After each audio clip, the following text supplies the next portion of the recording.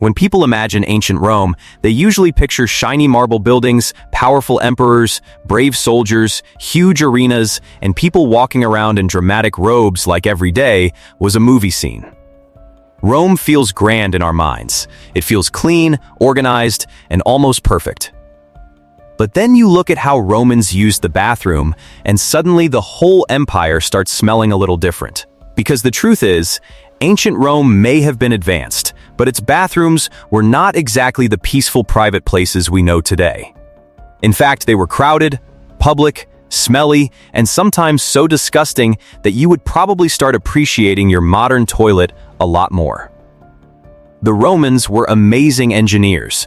They built roads that lasted for centuries. They created aqueducts to bring water into cities. They had public baths, drains, sewers, fountains, and systems that were far ahead of many ancient societies. But their toilet habits? That part was a whole different story. In many places, going to the bathroom was not private at all. Public toilets were common, especially for ordinary people who did not have nice private facilities at home. These toilets were often long stone benches with holes cut into them. People would sit side by side, sometimes very close to each other, doing their business together like it was completely normal. No stalls. No locked doors. No awkward silence. Just people sitting there, talking, gossiping, making jokes, discussing politics, and handling nature's business at the same time. To us, that sounds like a nightmare. To them, it was normal life. Imagine walking into a public toilet today and seeing 10 or 20 people already sitting there, chatting like they are at a coffee shop. You would probably turn around and leave immediately. But in Rome, that was just part of the routine. Privacy was not seen the same way we see it now. Their clothes also helped cover the body more than modern clothing would, so maybe it felt less exposed to them. Still, the idea is wild. And then comes the detail that makes everyone pause. The Romans did not use toilet paper like we do. Many people used something called a sponge stick. It was basically a sea sponge attached to a wooden stick. After using the toilet, they used the sponge to clean themselves. Then they rinsed it in water, salt water, or vinegar water. Now here is where it gets worse. In public toilets, that sponge may have been shared. Yes, shared. Just think about that for a second. You are sitting in a public toilet, shoulder to shoulder with strangers, and then you clean yourself with a wet sponge that someone else may have used before you. That is not just uncomfortable. That is the kind of historical fact that makes you stare at the wall for a few seconds. Some historians debate exactly how often these sponges were shared and whether they were always used directly on the body or sometimes used more like a cleaning brush. But either way, the image is disturbing enough. Rome had marble temples and powerful armies, but bathroom hygiene was still stuck in a place that would horrify most people today. And the smell? That must have been brutal. Yes, some Roman toilets had flowing water beneath the seats to carry waste away.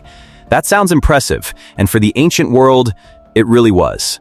But flowing water does not mean fresh air. It does not mean disinfectant.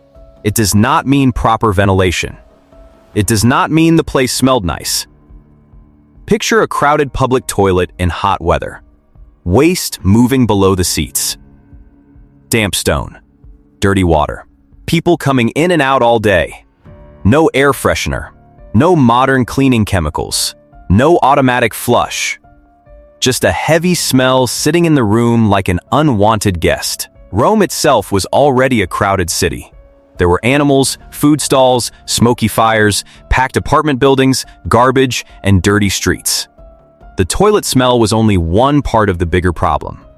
The city may have looked powerful from far away, but up close, daily life could be messy, noisy, and very unpleasant. People often talk about Roman sewers like they solved everything. And yes, the Romans did build impressive sewer systems. The famous Cloaca Maxima helped drain parts of the city and carried waste away. Aqueducts brought water in, drains moved dirty water out. For their time, this was brilliant. But it was not magic. Not every house was connected to a sewer. Many poor people lived in crowded apartment blocks where bathroom access was limited. Some used chamber pots. And when those pots were full, people did not always carry them carefully to a proper disposal place. Sometimes waste was dumped into streets or drains. So imagine walking through a Roman street and realizing that something unpleasant could come from a window above you. That is the Rome people do not put on postcards. This is what makes ancient Rome so interesting. It was advanced and disgusting at the same time. It could build huge aqueducts but still have people dealing with waste in ways that were dangerous and filthy. It could create beautiful bathhouses but still not understand germs. It could conquer nations but still have public toilets where basic hygiene was a serious problem. And speaking of bathhouses, they were not as clean as people imagine either. Roman bathhouses were famous. People went there to bathe, relax, exercise, meet friends, talk business, and show off their status. Some bathhouses were huge and beautiful, with hot rooms, cold pools, warm baths, massage areas, and decorated walls. They were one of the great symbols of Roman civilization. But here is the ugly side. Hundreds of people could use the same water. Sweat, dirt, oils, dead skin, and germs could mix together. Sick people and healthy people might bathe in the same pools. The Romans loved bathing, but they did not understand bacteria the way we do today. So a bathhouse could make people feel clean while still spreading disease. That is the disturbing twist. Rome looked civilized because it had water systems and public baths, but cleanliness is not just about water. It is also about hygiene, sanitation, disease control, and not sharing a sponge stick with half the neighborhood. The rich, of course, had it better. Wealthy Romans could have private toilets, better homes, servants, cleaner access to water, and more comfort. They did not always have to sit in public latrines with strangers. They could avoid some of the worst parts of Roman bathroom life. But ordinary people did not have that luxury. The poor, workers, slaves, and people living in crowded housing had fewer choices. They used public toilets, chamber pots, shared spaces, and whatever system was available. Bathroom comfort was another reminder that Roman society was deeply unequal. One person could live in a beautiful villa with servants. Another could live high up in a cramped apartment and deal with waste in the most unpleasant way possible. One person had privacy. Another had to sit beside strangers in a public latrine. Same city, completely different life. That is why Roman bathrooms are not just gross. They tell us something real about the empire. They show us that Rome was not only marble, power, and military glory. It was also sweat, sewage, bad smells, poor sanitation, and people trying to survive daily life in a crowded ancient city. The most dangerous part was what they could not see. The Romans could smell waste.